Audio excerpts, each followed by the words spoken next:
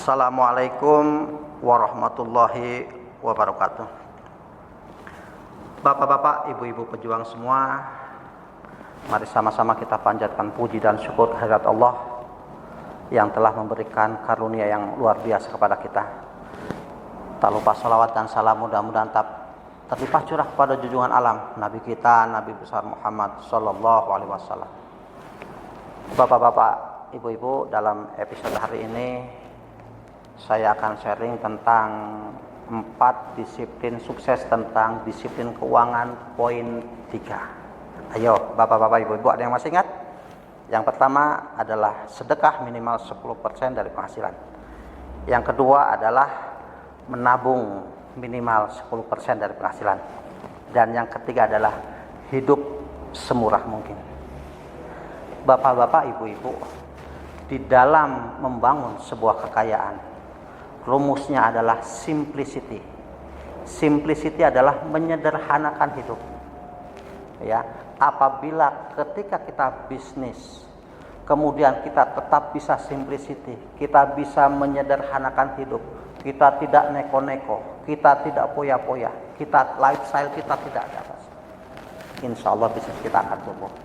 Kita lihat banyak orang-orang sukses, hidupnya sederhana, ya. Mobilnya juga mobil biasa-biasa saja, ya. Karena bisnis itu bukan kontes popularitas, bisnis itu bukan pamer mobil, mohon maaf, pamer rumah dan lain sebagainya. Bisnis itu adalah bisnisnya harus tumbuh, uangnya harus ada, ya. Makanya bapak-bapak, ibu-ibu, itu mudah dilihat.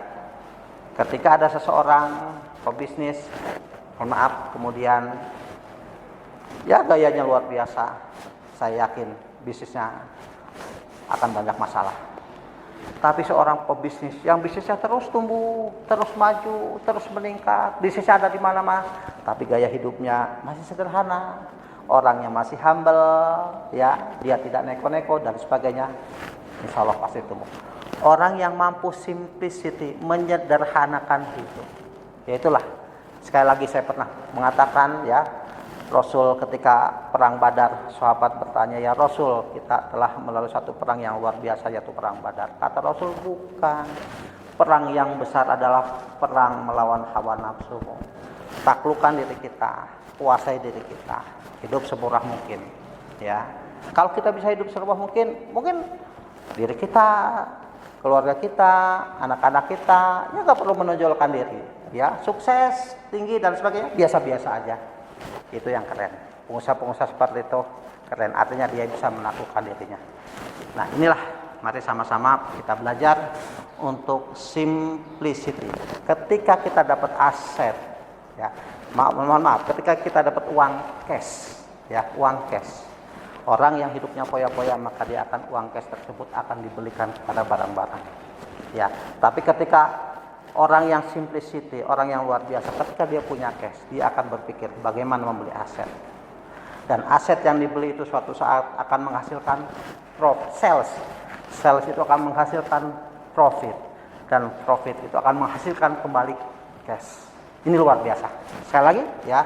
Orang-orang yang cerdas itu akan berpikir ketika dia punya uang cash, dia akan membeli aset. Aset itu nanti akan menghasilkan sales. Sales itu akan menghasilkan profit dan profit akan menghasilkan cash kembali. Makanya jangan salah, jangan heran orang yang kaya tambah kaya. Jangan heran, kenapa? Karena dia mampu simplicity. Dan sebaliknya, mohon maaf, orang yang susah tambah susah, kenapa? Karena banyak gayanya. Hidupnya terlalu mahal untuk dibayar. Akhirnya apa?